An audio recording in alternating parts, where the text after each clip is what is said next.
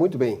E aí, dona Lília, como é que tá? Tô bem. Parabéns! Estou vestida a caráter hoje. Parabéns, não, pelos teus cursos. Eu tô te Que sucesso, bom, que bom.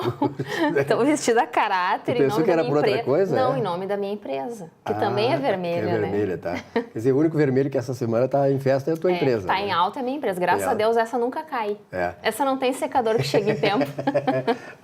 Bom. E aí, qual é o próximo? Agora em dezembro tem curso ou não? Sim, a nossa previsão agora é programação, planejamento em dezembro, porque não adianta querer colocar curso. Agora tá todo mundo feliz, né? Mas a gente retoma em março, 17 e 18 de março. Porque tem que deixar a poeira baixar, carnaval passar, ano novo acontecer também. Para as pessoas... interessante, né? Tu falaste assim até março, porque, na verdade, nós temos uma característica muito interessante no Rio Grande do Sul. Cara. O Rio Grande do Sul para de dezembro até...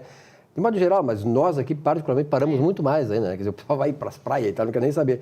E fazer negócios nessa época do ano é muito complicado. Quer dizer, quem tem como nós uma atividade assim que depende de dias úteis, depende da questão do tempo, da disponibilidade das pessoas, nesse período não adianta nem forçar a barra, porque tem que parar. A própria organização de treinamento e desenvolvimento das empresas, ela para em dezembro em função da alta produção. Então, não adianta a gente querer trabalhar tudo que a gente vem desenvolvido durante o ano, porque agora é a hora do vamos ver. Então, a gente retoma normalmente em fevereiro. Aproveitaste a Black Friday ou a Black Fraud?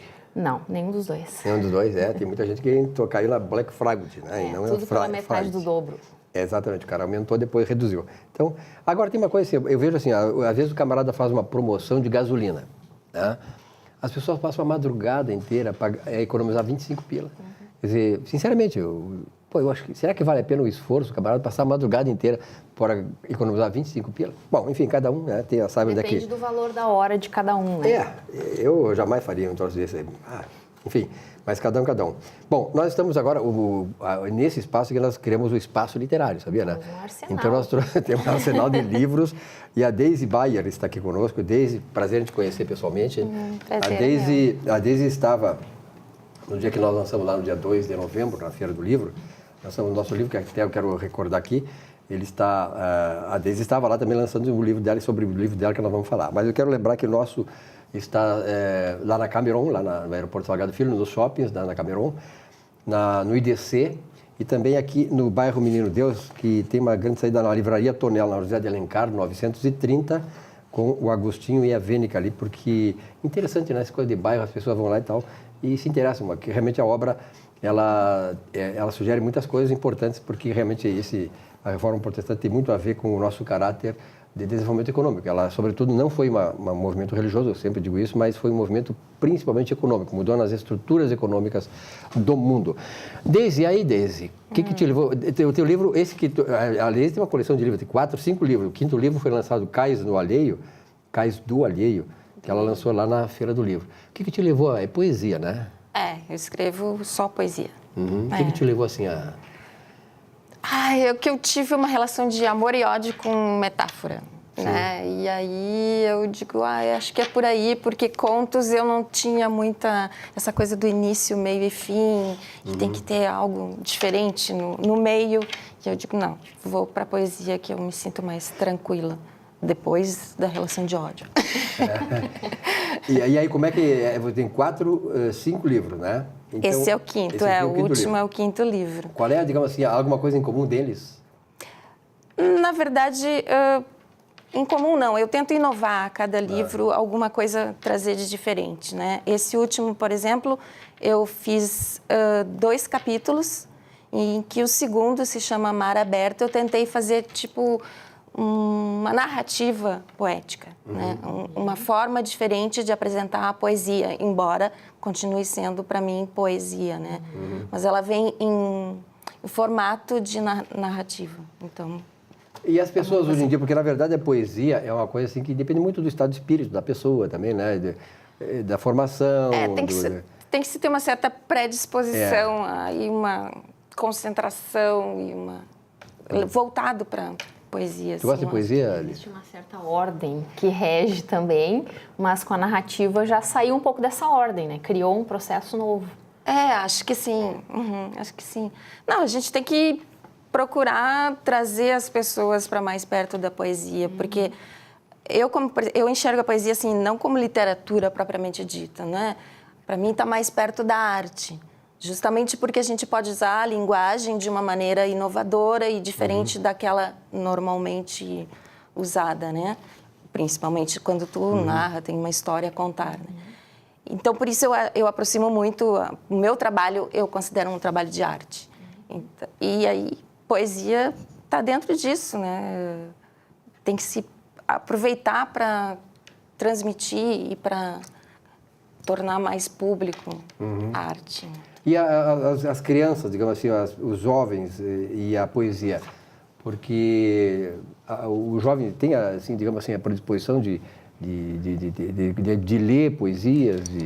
Vou te dizer que é difícil, por exemplo, eu tenho 2 filhas já praticamente adultas, adolescentes adultas, porque agora a adolescência dura um tempão, né?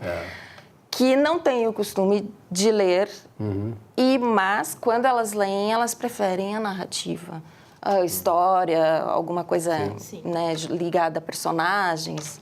Então, vou te dizer que é bem difícil. Acho que uma das iniciativas seria levar a poesia para a escola, né?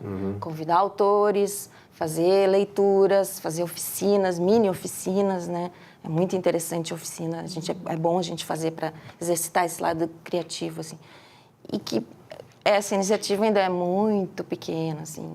Já existe, eu acho que já melhorou bastante. A gente sempre tem uma inspiração, digamos, de uma pessoa, numa obra e tal. Tu te inspiraste em quê? Algumas pessoas, alguma obra poética? Bom, eu faço oficina desde sempre, porque eu acredito assim que a gente estudar nunca é demais e a oficina te permite o contato com outros autores, né? A crítica desprovida de partidarismos, né? De gente que está escrevendo também e te obriga a ler e a produzir rotineiramente, né? Porque escrever tem que ter disciplina, não é inspiração. E eu leio muito poesia, né, contemporânea, autores conhecidos, autores desconhecidos, os clássicos, tem que ler. Ler. Então, a minha inspiração, se eu posso falar que é uma inspiração, é a leitura. Eu pego um livro, tem que estar num ambiente legal, né, sem distração, eu não consigo nem ouvir música. Tem gente que trabalha com música, né? Um ambiente mais ou menos disciplinado e limpo, e eu leio. Então, a partir daquilo, eu faço anotações e eu ainda escrevo tudo à mão, que eu acho que o corpo expressa. Então, quando eu escrevo, eu sinto o que meu corpo está falando junto com aquilo que está sendo escrito, entendeu? E aí tu vê se a intensidade daquilo que tu está colocando no papel é um bom trabalho ou pode ser melhorado, né? E pode virar alguma coisa eficaz, assim. O dia a dia das pessoas, do país, das coisas, da política, da economia, enfim, esse universo todo que a gente convive, ele te inspira de alguma maneira? Não, eu prefiro falar da pessoa. De corpo, de sentimento, de alma, da alma humana, trata da alma humana, né? Experiências humanas não voltadas para qualquer tipo de setor, né? Eu até brinco assim que eu não gosto não me digam que eu faço poesia de mulherzinha, não é, não tem gênero, é uma coisa que é para ser para todo mundo. Né?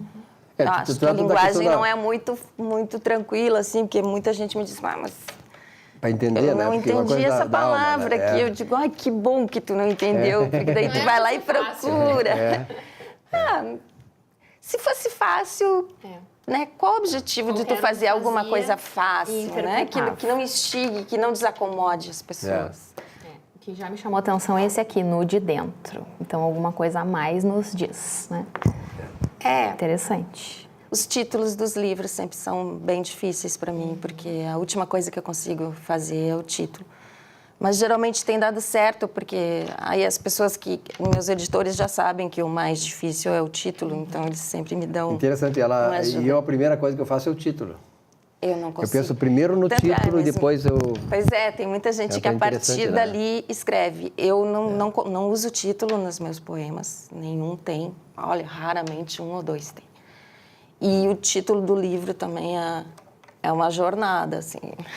Porque ele é limitador também, né? Ele precisa ser abrangente, mas ao mesmo tempo eu encaro como uma coisa que te bitola, e isso eu não quero. Então, depois que eu termino tudo, eu já finalizei, esse tá pronto, então vou lá, pinço algumas ideias, algumas palavras e começo a trabalhar em cima do título. É muita coisa, assim, é muita coisa de abstracionismo e tal, nessas coisas, porque, na verdade, vem do fundo da alma, da essência da alma dela, né? Como aqueles que se dedicam a fazer essa literatura, digamos assim, da essência, da alma humana. Claro que a gente, muitas vezes, quem é de fora, é difícil de entender, porque vem das entrâncias de cada um, né? Então, é complicado, né? Eu sempre digo assim, não precisa entender. Tu precisa ler. E despertar, alguma coisa ali. Né? Porque assim, o meu objetivo não é te dizer alguma coisa especial, direcionada, te dar uma lição. Eu preciso falar. Expressar e o meu jeito de falar e de atingir as pessoas para elas... pensei nisso, que interessante. Isso é válido, isso não é. Serve para mim, não serve? Então, de despertar o questionamento é através da escrita. Bom, aqui tem né?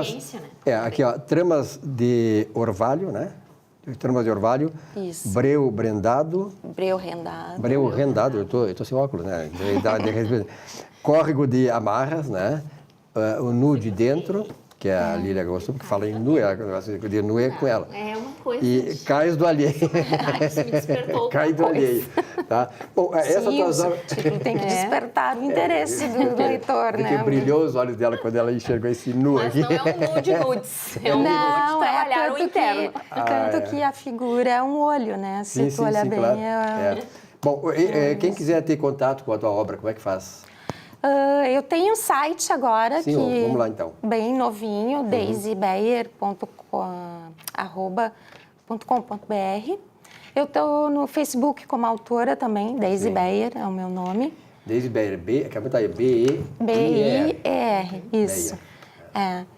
Então eu estou usando as redes sociais, tem o Instagram também, com o meu nome também, que eu posto algumas coisas lá, Twitter. Alguma das tuas filhas vai seguir, de repente seguir? Ou... acho que sim. Acho que a fruta não cai longe do pé, né? Isso pode demorar um pouco, né? Dependendo da experiência de vida de cada uma, mas acho que já tem uma bem encaminhada para a coisa. Então, tá.